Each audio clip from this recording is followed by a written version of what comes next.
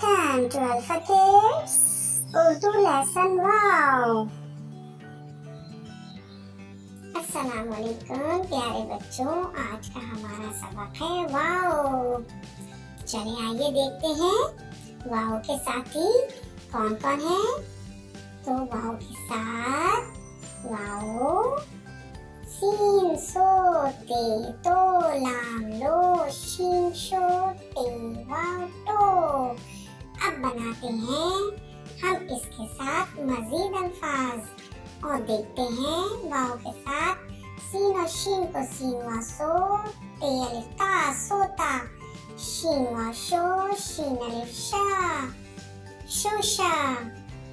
अब हम वाओ के साथ बनाएंगे लाम को, लाम वाओ लो मीम रे मड़ लो मड़।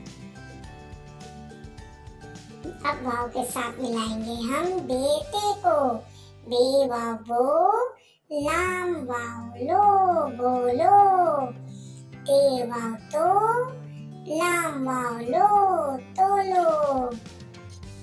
अब वाओ के साथ मिलाएंगे हम जीम और चे वाओ चू नून अलिफ ना चूना, जी वाओ जू नून अलिफ ना जूना। दोहराएं लोमड़ शोशा सोता तोलो बोलो जूना चूना।